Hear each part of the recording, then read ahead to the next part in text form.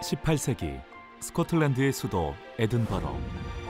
세상의 모든 지식을 담은 책이 탄생했습니다. 책의 이름은 브리테니커 백과사전. 그로부터 30여 년 후 조선의 실학자 소유구에 의해 조선의 모든 지식이 모인 백과사전, 임원경제지가 탄생합니다.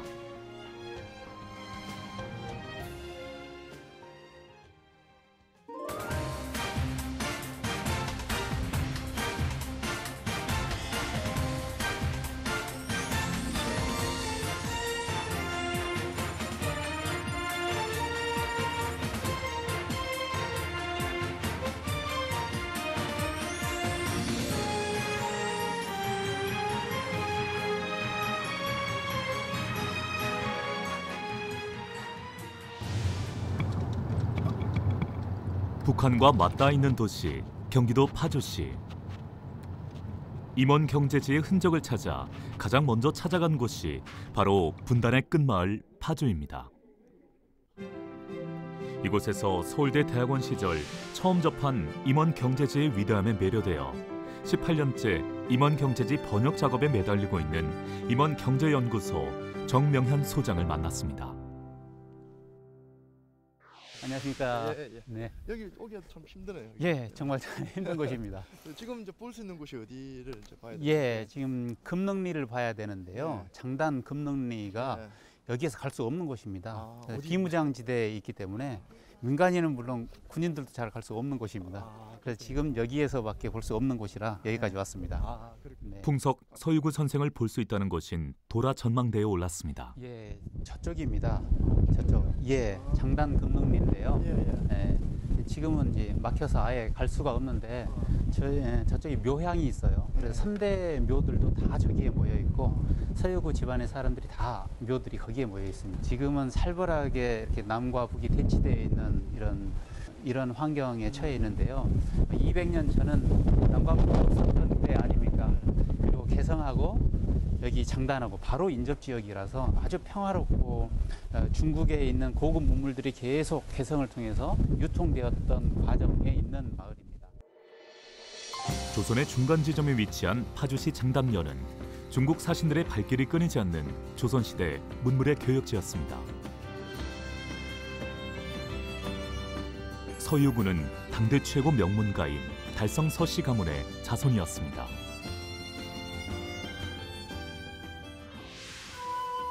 특히 한양에 살면서 중앙의 핵심 관직에 중용되어 정치 권력과 경제적 부를 동시에 획득한 양반 4대 부가를 경화거족이라 불렀는데요. 청계천에 흐르는 저동에 자리 잡았던 달성 서씨 가문도 경화거족이었습니다.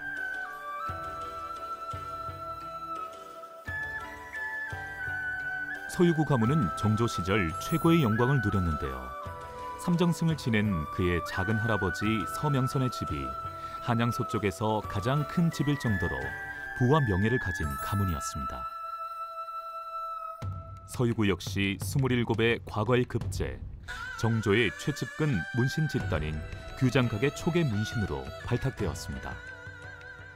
규장각에다가 과거 급제자, 문과 급제자를 대상으로 이제 일부 인재를 선발해서 국왕이 어떤 관심을 두고 추진하는 정책적인 내용들을 이제 맡겨서 담당하게 하고 통치 이념을 실행할 수 있도록 재교육을 시켜서 또 국왕의 편으로 만들고 이런 역할을 하는 게 초계 문신이었다고 생각됩니다.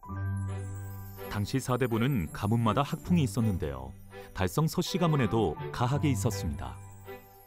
조선의 주류의 학문은 성리학이었고요. 그중에 또 일부가 양명학을 했는데 이 집안은 상수학이라는 아주 특이한 학문을 하고 있습니다. 영호남과는 좀 다른 지역적 학풍을 가지고 있었고요. 하늘과 땅의 그 운행을 상, 도면, 그림으로 나타내고 그것을 숫자로 표현하는 학문입니다. 그것은 오늘날의 학문 영역으로 보면 천문학, 수학에 해당을 하게 됩니다. 이런 점에서 이 집안은 서양 학문을 비롯한 그 실학에 개방적으로 대처를 했고 조선의 그 성리학에서 벗어난 특이한 학문 영역을 가졌고 자연과학적 이런 영역의 성과를 내었다고 생각이 됩니다. 서유구의 할아버지인 서명웅은 홍문관과 예문관에 대제학을 지내며 다양한 저서를 남겼습니다. 뿐만 아니라 정조시대 국가의 싱크탱크였던 규장각 설립의 주역이기도 합니다.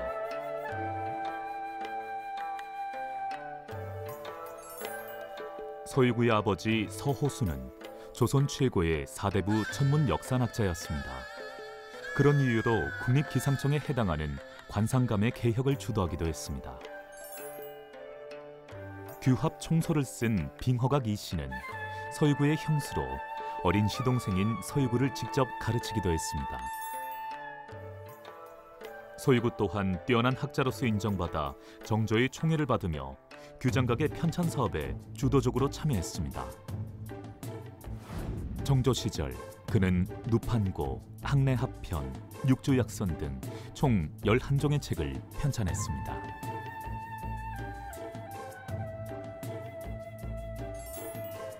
그런데 정치적 후원자나 다름없던 정조의 갑작스러운 죽음으로 서유구 가문은 위기를 맞습니다. 서유구는 스스로 관직을 그만두고 고향인 장단으로 향하는데요. 그의 나이 43이었습니다. 40대 초반에서 돌아가실 때까지 거의 40년 됩니다. 40년 가까이. 기록상으로는 돌아가시기 몇 년 전에 완료된 걸로 되어 있는데 지금 남아있는 자료로 보면 최종판이 안 된 것도 있어요. 그런 점으로 봤을 때 돌아가시기 전까지 최종 편집을 하고 교정했던 것으로 보여집니다. 그래서 조선 역사상에요, 한 개인의 저작, 한 사람의 저작으로 단일 주제로, 한 가지 주제입니다. 한 가지 주제로서 만든 저작물 중에 최대의 저작물입니다. 분량이 일단 최대입니다. 조선의 브리테니카라는 별명도 붙어 있고요. 조선 최대의 실용백과사전이다라는 평가를 받고 있습니다. 서울대학교 규장각 한국학연구원, 우리나라 고문서가 보관되어 있는 도서관입니다.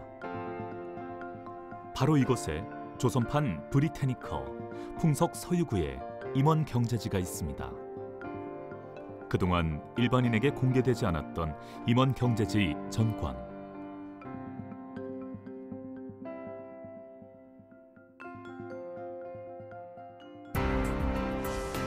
드디어 그 모습을 드러내는데요. 조선 최대의 실용 백과사전 임원 경제지. 총 113권, 52채, 250만 자에 달하는 임원 경제지. 책을 진열하는 데만도 시간이 걸릴 정도로 정말 방대한 양입니다.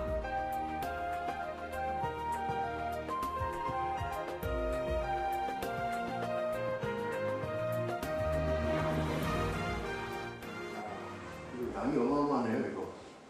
예, 뭐 이렇게 한꺼번에 펼쳐놓고 보니까 양이 많습니다, 정말. 이거 진짜 몇 권이 되는 겁니까? 예, 원래 임원경제는 113권인데요. 네. 예, 여기 규장각에서는 저기 위선지 2권이 빠져 있어가지고 111권만 소장되어 있습니다. 임원 경제지는 농사와 의식주 등 일상의 경제 생활에 필요한 실용의 학문을 집대성해 완성하겠다는 서유구의 확고한 신념에 의해 탄생한 책입니다. 임원 경제지는 임원이라는 말과 경제라는 말 그리고 지라는 말로 구성이 되어 있다고 보시면 되는데요. 임원이라는 말은 시골이라는 뜻입니다. 시골. 숲을 임자의 동산 원인데 우리가 지금 사는 서울 같은 도회지가 아니고 농사를 지을 수 있고 논밭이 있고 한 그런 시골이라는 뜻이고, 경제라는 말은 우리가 살아가는 일상생활의 모든 필요한 산물들을 생산하고 유통하고 하는 것들을 포함하는 요즘 말하는 경제학이라는 것보다 훨씬 넓은 그런 범위의 말이고, 지라는 말은 기록이라는 뜻이죠. 그러니까 종합해서 말하면 시골에서 살아가는 데 필요한 실용 지식을 기록해 놓은 책, 그 임원 경제지라고 하고, 그리고 16개 분야로 되어 있기 때문에 다른 말로 임원 16지라고도 이야기를 하죠. 저술 기간 40여 년, 참고 문헌 853종. 오랜 세월 부단한 노력으로 만들어낸 임원 경제지는 전원 생활을 하는 데 필요한 지식과 기술, 그리고 기회와 취미를 기르는 백과전서로 생활과학서의 성격을 지니고 있습니다. 총 113권에 달하는 임원 경제지는 16가지 분야로 나누어져 있는데요. 밭을 가는 법에서부터 곡식을 수확하고 저장하는 법까지 농사 전반에 관한 내용을 담고 있는 본리지. 가축 키우는 법과 물고기 잡는 법, 각종 사냥 방법을 설명한 전어지. 그리고 집 짓는 법과 각종 기구 제작법 등 가정의 생활과학 정보를 모은 서명지 등이 있습니다. 그 중에서 서유구가 가장 중요시 여긴 것은 다름 아닌 농업 분야입니다. 때문에 농업에 관한 내용인 본리지를 임원 경제지의 가장 첫 시작 페이지로 했을 뿐 아니라 13권이나 저술했습니다. 조선은 농업국가인데 거의 60, 70%가 농민이었는데 농민들이 수백 년, 수천 년 동안 농법을 개발하고 발전시켜 왔을 거 아닙니까? 그런데 농학자, 농업 전문가로서의 서유구 선생이 본 우리 조선의 농업 현실은 형편없다는 거예요. 이 농법을 바꿔야 된다는 겁니다. 생산성이 훨씬 떨어진다는 겁니다. 그것을 바꾸기 위한 방법으로 장단으로 내려와서 실제로 농서를 썼는데 행포지라는 겁니다. 본인이 쓴 농서입니다. 그 행포지가 바탕이 되어서 후대 임원경제지, 행포지 그 내용은 모두 다 임원경제지 속으로 들어가는데 임원경제지의 여러 지로 나뉘어서 들어가게 됩니다. 임원경제지에 만들어진 농학 분야만 모아놓으면 50만 자 가까이 됩니다. 서유구 선생이 만들었던 농서는 그 당시 중국에서 만들었던 최고의 농서라고 하는 농정전서가 있는데요. 서광계의 농정전서와 대등한 수준으로 올라가 있다고 할 수 있습니다. 서유구를 총애하던 왕이자 조선의 개혁을 꿈꾸었던 왕, 정조 역시 농업을 중시했습니다. 조선시대 농업은 국력이며 생명과 다름없었는데요. 정조는 수원 화성 근처 농촌진흥청 일대에 국영 시범 농장을 마련하고 서호라는 저수지를 축조해 물 걱정 없이 농사를 지을 수 있도록 했습니다. 현대의 농촌진흥청과 서호는 정조의 농업개혁에 대한 꿈과 의지의 상징인 것입니다. 농업 방식을 개혁하고자 했던 서유구. 그렇다면 임원 경제지에 실린 그의 농법을 현대에 적용할 수는 없을까요? 근데 확실히 얘는 여전히 작아요. 그쵸? 그때 우리 심을 때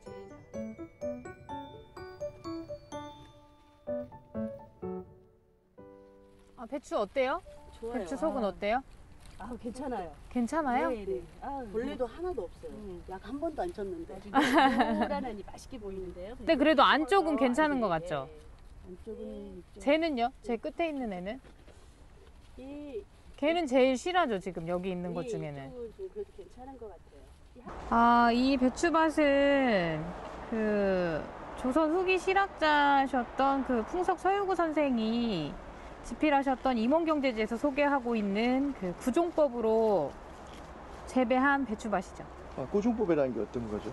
구종법은 일단 구덩이를 파고 그 구덩이 안에 식재를 심는 거예요. 지름이 이제 34cm 정도 되고요. 구덩이 안으로 식재를 심다 보니 물이 들어가면 물이 이제 차는 현상이 나타나거든요. 그렇기 때문에 구종법 지금 보시다시피 약간 밭 높이가 좀 높아요. 그래서 처음부터 밭 높이를 높였고 마사토나 이런 것들을 넣으면서 배수를 훨씬 더 용이하게 만든 거죠. 그래서 안에 식재를 심어도 물을 줘도 배수가 좀 더 용이하게 떨어질 수 있도록 그렇게 해서 만든 배추밭이에요. 배추의 뿌리가 썩을 것이라는 우려가 모색할 만큼 배추는 무럭무럭 잘 자라고 있는데요. 이제 육수연 박사는 서유구의 또 다른 농법인 경정법을 시도해 보려고 합니다.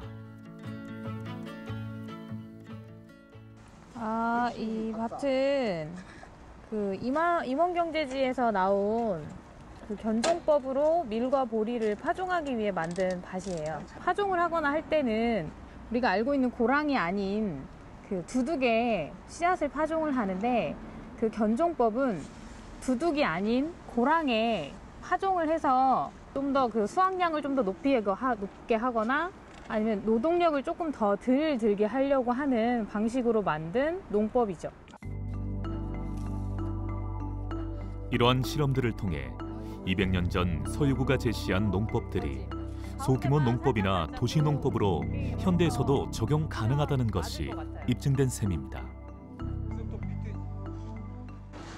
무술, 기의, 경자 3년에 걸쳐서 시를 쓰셨는데 그게 번개시고라는 시입니다. 그래서 대표적으로 일반적인 시를 쓴다고 하면은 감회나 즐거움이나 외로움이나 이런 내용에 대해서 많이 들어가 있는데 그 풍석 선생 같은 경우에는 그 시 자체도 농사에 관련된 내용들이나 이런 것들이 굉장히 많이 나와 있어요. 그래서 대표적으로 여기를 보시면 번개산장에 전가 12월령가라고 되어 있는데 정월령부터 12월령까지 어떻게 해가 어느 지역에 있으면 무엇을 하고 해가 어느 곳에 있으면 무엇을 해라라는 그 농사에 관한 내용들을 적은 시로서 굉장히 가치 있는 시입니다. 그래서 이 시뿐만이 아니라 보면은 내가 어디에서 무슨 벽시를 구해다 어떻게 해봤더니 어떻게 벼가 자랐다라던가라는 굉장히 산문적이지만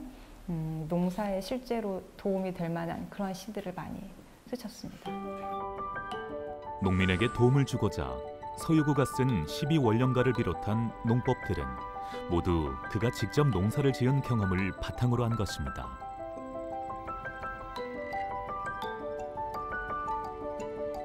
서유구의 임원 경제지는 현대에서 농업 분야에만 적용되는 것은 아닙니다. 음식에서도 복원되고 있는데요.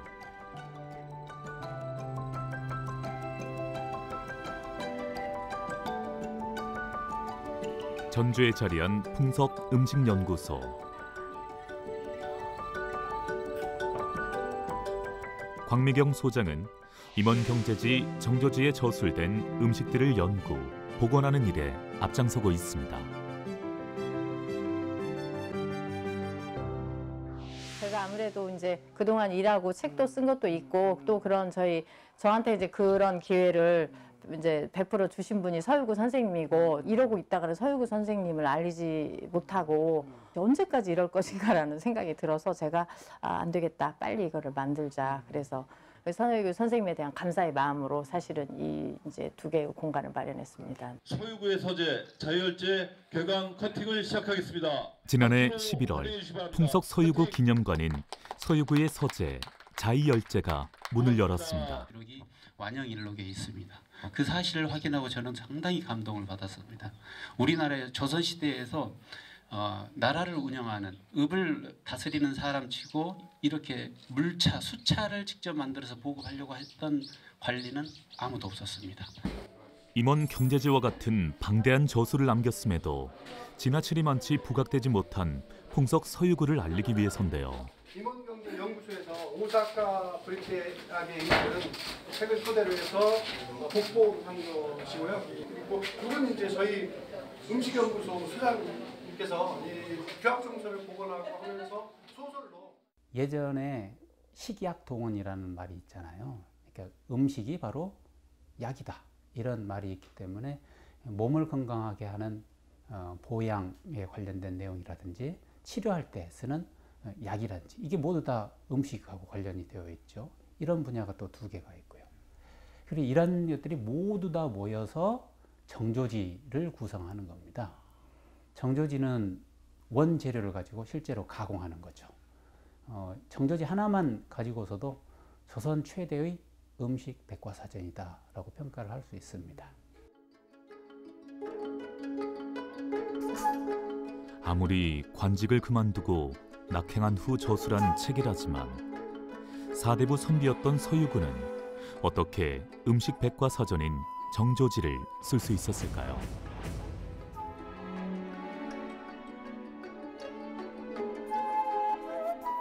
서유구의 할아버지였던 서명응은 관직에 나가기 전까지 어머니의 식사를 직접 챙겼다고 합니다. 그런 모습을 보고 자란 서유구이기에 음식을 만드는 일은 익숙한 일이었습니다. 보통 조선에서 볼 수 있는 흔한 선비상이 아니기 때문에 여러 가지 음식들을 직접 손수하셔가지고 어머님을 봉양하고 또 주위의 가정에서 일어나는 부엌에서 일어나는 여러 가지 일들을 관심을 가지고 항상 살폈고 거기서 이루어지고 있는 여러 가지 일들을 감독하고 직접 음식도 하시고 이렇게 하시는 거예요. 그런 분위기가 그 집안에 면면이 이어져 내려오고 있었던 거죠. 이번 경제지 중 식생활을 다룬 정조지. 제목인 정조는 솥과 도마를 의미합니다. 정은 솥 또는 발이 3개 달리고 양쪽에 귀가 있는 취사 도구입니다. 음식의 맛은 이 솥 안에서 조화를 이루게 됩니다. 조는 도마 혹은 희생 제물을 올리는 제기입니다. 조리 도구이면서 제기인 솥과 도마로 만들어지는 음식이 우리의 생명을 유지시켜주는 것입니다.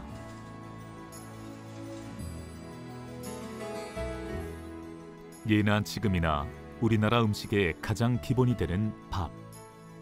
정조지에는 다양한 밥을 만드는 법이 상세히 기록되어 있습니다. 선생님이 기록을 보면 용량을 정확하게 제시를 해주셨어요. 그리고 본인이 만들어 보셨는데 이렇게 만들었더니 좀 짰다. 너희들은 좀 싱겁게도 만들어 봐라. 이게 선생님이 관심 있는 분야면 음식은 직접 다 해보셨어요. 정조지에는 쌀 씻는 법부터 밥물 잡기, 솥의 종류, 불 조절 등 모든 과정이 마치 눈앞에서 밥이 지어지듯 적혀 있는데요. 서유구가 밥을 직접 해보았기 때문에 가능한 것입니다. 또한 음식이 보약이다라고 할 만큼 건강이 음식과 관련되어 있다는 생각을 가진 서유근은 건강을 고려한 영양밥들에 대해서도 기록했는데요.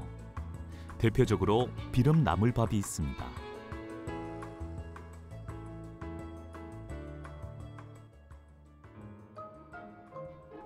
여름철 길가에서 흔히 볼 수 있는 비름 나물은 풍부한 칼슘으로 뼈를 튼튼하게 해줄 뿐 아니라 면역력을 높여주고 염증을 가라앉히는 데 효과가 있다고 합니다.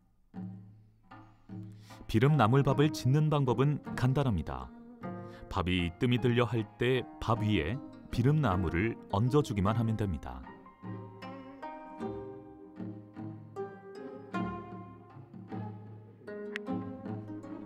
비름 나물밥이 완성되었습니다.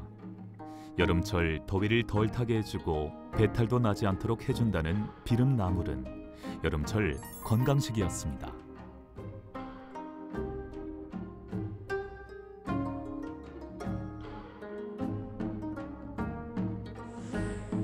정조지에는 모두 10종류의 밥이 소개되고 있는데요. 그중 하나인 혼돈반은 맵쌀, 찹쌀, 익은 밤, 말린 대추를 섞어 찌는데 오늘날 먹는 돌솥 영양밥과 비슷합니다.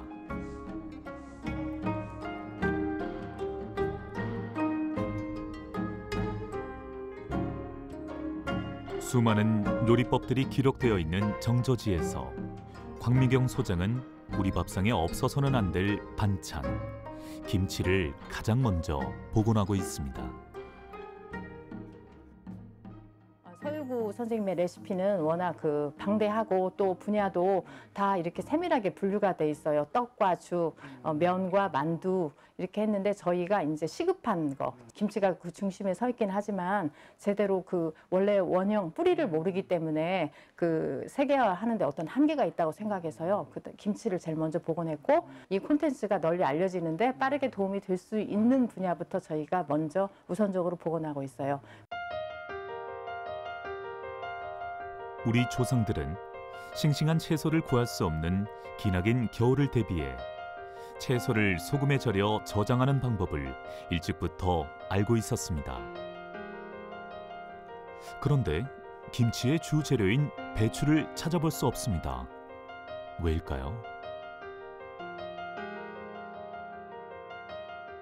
요즘 먹는 배추는 결구 배추예요. 이 결구 배추는 한반도에서 재배가 된 건 1910년 이후에나 이제 가능했던 일이고요. 그래서 이제 김치를 담는다라고 하면 가지 또는 오이, 순무 이런 재료들이 주요한 이제 김치의 재료로 이렇게 이제 활용이 됐었죠.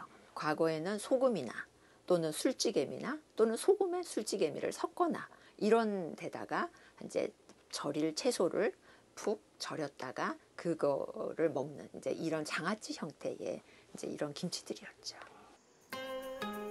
김치의 주 재료인 고추가 우리나라에 들어온 것은 임진왜란 즈음으로 추정됩니다. 다시 말해 조선 후기에 이르러서야 고춧가루를 김치에 사용했는데요. 이를 말해주듯 통배추 김치는 조선 후기 조리서인 시의 전서에서 처음 등장합니다. 고춧가루와 실고추가 젓갈의 비린내를 줄여주었기에 젓갈의 사용이 늘어나 오늘날의 김치가 탄생한 것입니다.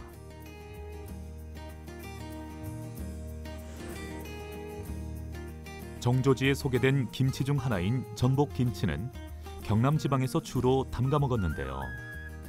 전복김치 만드는 법은 가장 먼저 소금으로 전복의 숨을 살짝 죽인 후 숨이 죽은 전복에 칼집을 내고 그 속에 가늘게 채 썬 배와 유자를 넣습니다.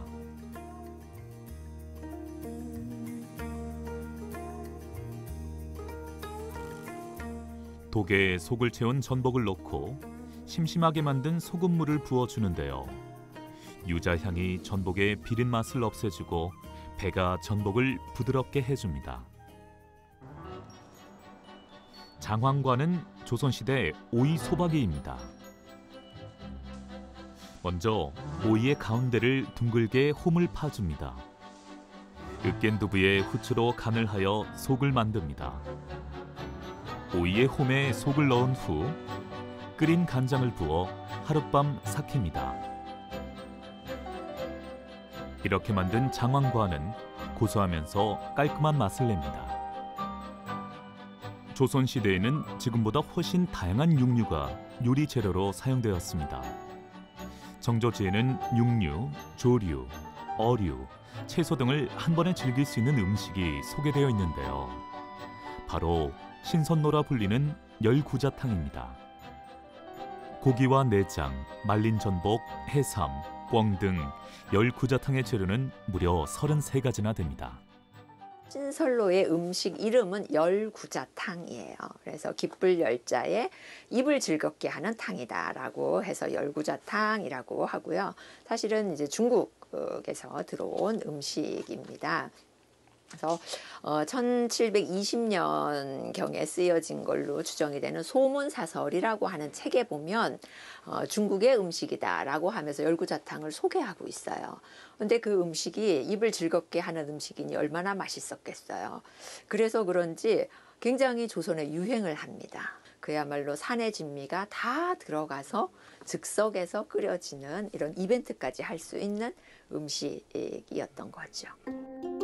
물자가 귀하고 냉장시설이 없던 시절, 열구자탕은 재료를 구하는 것부터 쉽지 않은 일이었습니다. 게다가 전을 부치고 포를 뜨고 국물을 내고 삶고 자르고 밀고 온갖 조리법이 다 동원되는 음식입니다. 모든 재료는 신선로의 너비에 맞게 썰어 색을 맞추어 담아주는데요. 재료는 호화롭지만 열구자탕의 색감은 오히려 수수합니다.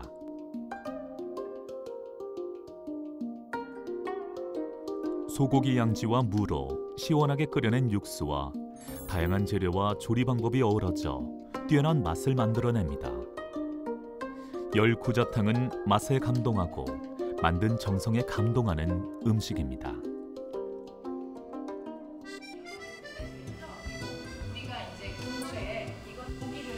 풍속음식연구소에서는 요리 수업도 진행하고 있습니다.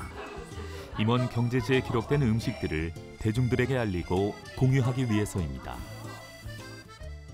임원경지 속에 보양지를 같이 복원하고 보양지 속에서도 치유식에 해당하는 부분을 복원을 해서 일반 대중과 공유하고 또 그 대중들이 실제 만들고 시식하는 과정을 통해서 이게 실제 현대화할 수 있는 치유식을 통한 치유 프로그램에 그 접목시키는 것을 목표로 하고 있습니다.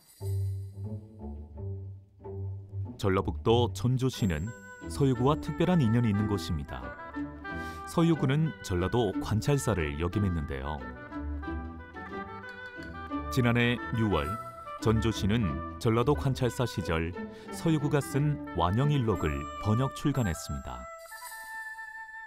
1833년 4월부터 1834년 12월까지 21개월 재임기간 기록한 공문서인 완영일록은 총 8권, 한 책으로 33만 2천여 자로 이루어져 있습니다. 이 전라북도 지역에 관찰사로 와 계셨는데요.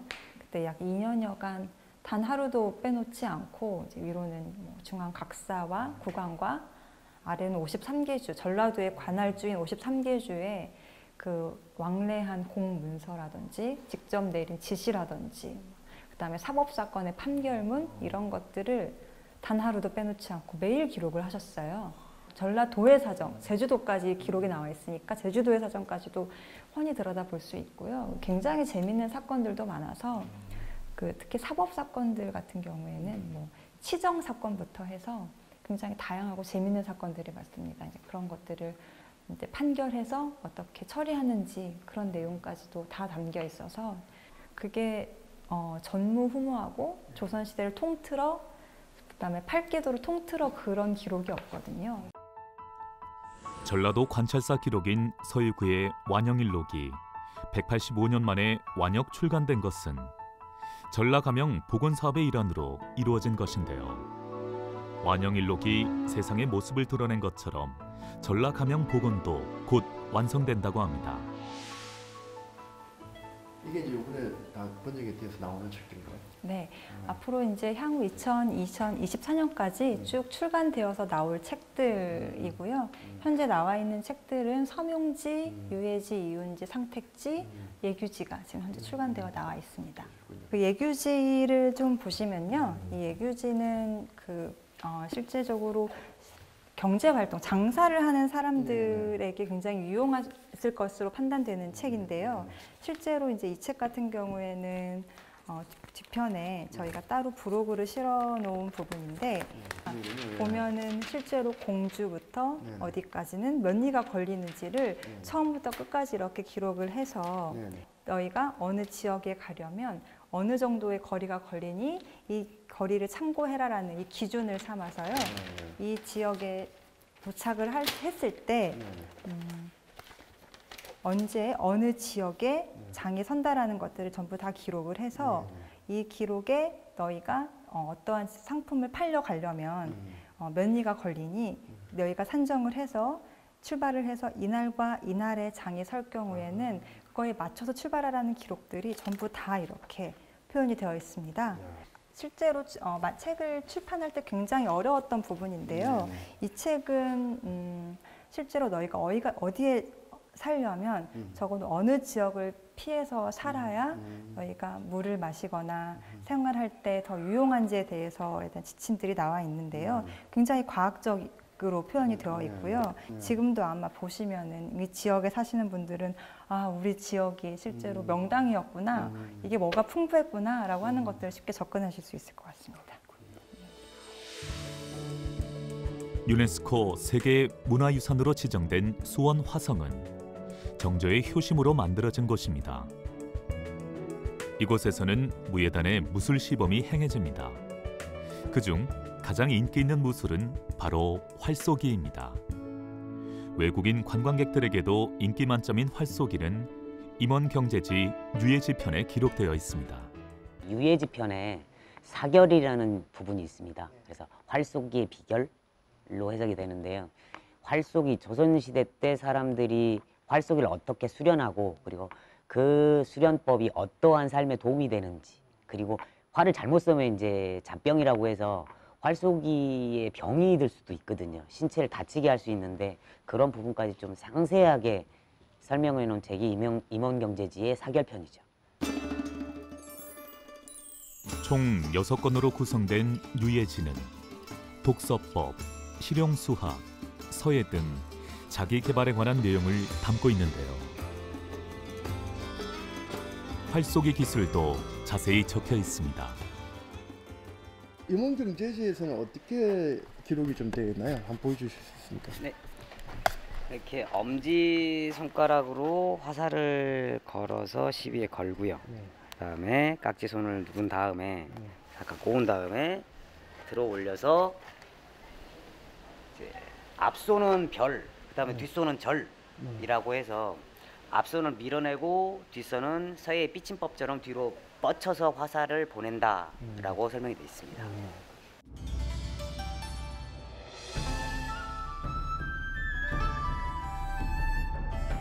문신이자 학자였던 서유구는 활과 같은 무기와는 거리가 멀었을 것 같은데요. 그렇다면 그는 어떻게 활쏘기 비결까지 저술할 수 있었을까요? 임원경제지를 쓸 때 활을 직접 쐈나 안 쐈나는 정확하게 본인의 문집에 등장을 합니다. 본인이 활쏘기를 했다라는 기록이 본인의 문집에 남아 있고, 거기서 자기가 처음에 활쏘기를 할 때 얼마나 당황스러웠는지, 그리고 이렇게 활쏘기가 어려운 내용인지 그 내용을 잘 풀어놨습니다. 조선시대에는 나라의 중요한 행사가 있을 때마다 왕과 신하들이 모여 활쏘기 행사를 가졌는데요. 이를 대사례라고 합니다.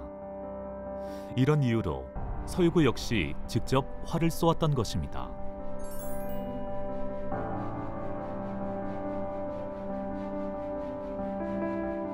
정조가 아버지 사도세자의 묘를 수원으로 옮기면서 만들어진 수원화성. 18세기를 대표하는 군사 건축물로 동서양 성곽 축조 기술의 특징을 통합했다는 평가를 받고 있는데요. 정조의 명으로 수원화성 축성을 맡게 된 이는 다산 정약용이었습니다. 이에 정약용은 거중기, 누형거 등 여러 가지 기구를 설계하여 공사 기간을 단축하고 비용을 절감하는 효과를 거두었습니다. 뿐만 아니라 경세육표, 목민심서, 흠흠신서 등 500여 권의 책을 저술한 학자입니다. 그런 만큼 정약용은 조선시대 최고 스타 실학자입니다. 당대 최고의 엘리트로 정조의 총애를 받았고 18년간의 정치적 유배기를 거쳤고 유배기에 대작을 저술했다는 점 등 정약용과 서유구는 많은 공통점을 가지고 있습니다. 그럼에도 서유구는 정약용과 달리 조선시대 무명 스타라 할 수 있는데요. 정약용이 백성을 잘 다스리려는 정치를 위한 경서학을 지향한 반면 서유구는 서민들을 위한 철저히 실용적인 학문을 했다는 점이 대조적입니다.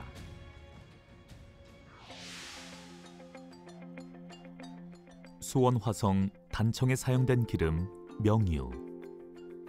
키스트 한국전통문화기술연구단이 명유를 복원하는 데 성공했습니다. 임원경제지 서명지에 기록된 명유 제조법에 의해서입니다. 그렇다면 서명지에 등장하는 명유는 어떤 기름일까요?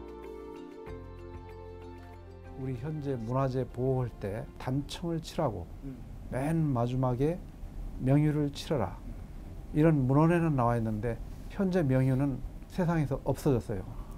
명유가 없으니까 들기름을 칠하라고 그 문화재 시방서에 나와 있어요. 근데 그건 잘못된 거죠. 들기름을 칠하면은 여러 가지 그 문제점이 많아요. 산패가 심해서 금방 곰팡이가 나고 또 컬러가 변색되고 뭐 여러 가지 불리한 점이 있어서 그게 이제 꼭 명유로 만들어야 된다는 그 문화재를 다루는 사람들이 그 소망이었어요. 이 임원경제지 속에 명유를 제조하는 방법이 나와 있어요.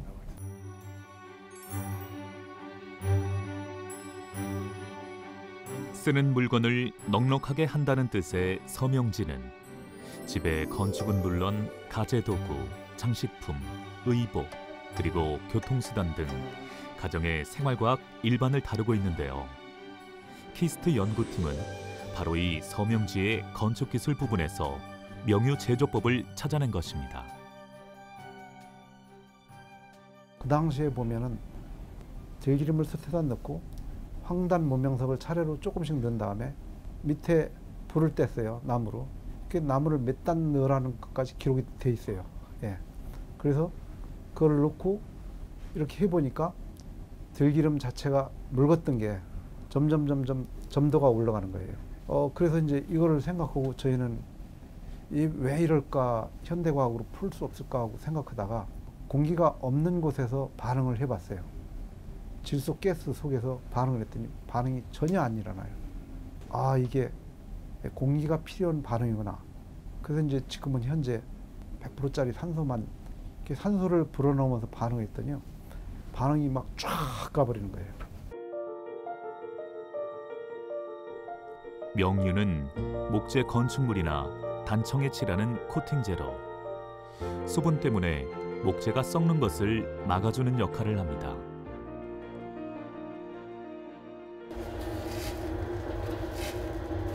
얘들이 팍팍 나요. 이게 지금 명유 제조 과정인데요. 예.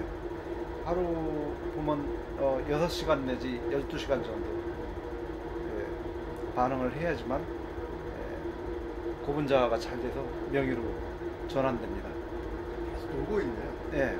이게 이제 그 서로 명유를 만들려면 분자와 분자끼리 서로 접촉 면적이 많아야 되기 때문에 그 이제 스터링을 시켜주는 거죠. 교반을 해주는 거죠. 여기는 어떤 곳입니까? 여기는 NMR이라는 기계인데요. 그 들기름 원료를 분석하고 또 고분자된 명유를 얼마나 잘 반응이 갔는가를 확인하는 그런 기계입니다. 명유 제조 장인들이 차츰 사라지면서 제조법에 맥이 끊겼던 명유가 수백 년의 시간을 거슬러 과학자들의 손에 의해 재탄생했습니다.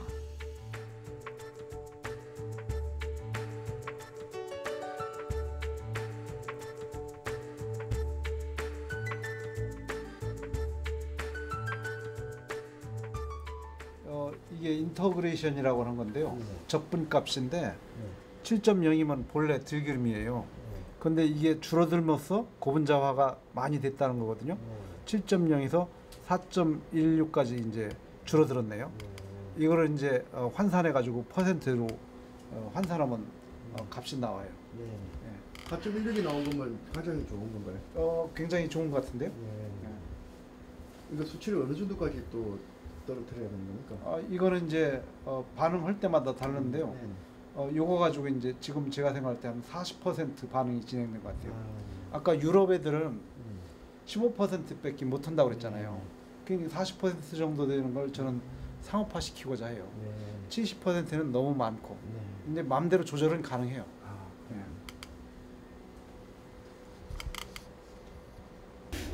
이게 생들기름이 되는데 이거를 조선시대에는 법유라고 했어요. 법유라고. 이게 이제 볶지 않고 짠 생들깨기름. 이 생들깨기름을 갖다가 이제 이렇게 명유로 만드는 거예요. 이 보기에는 똑같지만 좀 이렇게 컬러가 더 맑죠. 그리고 이제 명유를 이렇게 만들어서 이제 나무를 보호하는 보호제. 요즘 또 발수제라는 현대적인 말로 표현하는데 발수제로 칠하기도. 현재 저희들이 해본 거는 지우산. 또 이제 지금 전남대학교 의료학과에서 박사과정 학생이 지금 명유를 섬유나 이런 데 적용시키는 연구를 또 하고 있어요. 요즘 사용되고 있는 석유화 코팅 제품은 휘발성 유기화합물을 뿜어내기 때문에 아토피 등을 유발하지만 명유는 들기름으로 만든 친환경 천연 제품입니다. 옛날에 있는 고문서에 숨겨져 있는 고문서에 있는 것들은 되게 경험을 바탕으로 돼 있는 건데 그 경험을 바탕으로 쌓인 것을 보고 저희들이 과학기술적으로 해석을 한 다음에 거기에서부터 힌트를 많이 얻습니다. 전통 소재나 기술을 현대 과학 기술과 융복합해서 전통 산업체를 자생력을 좀 키워주고 나아가서 새로운 산업을 일구는 이런 쪽을 목표로 하고 있습니다.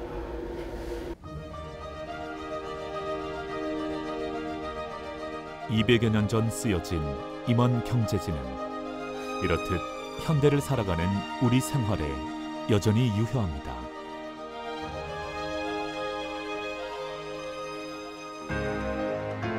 임원 경제지의 주제는 이용후생, 즉 풍요로운 경제와 행복한 의식주 생활입니다.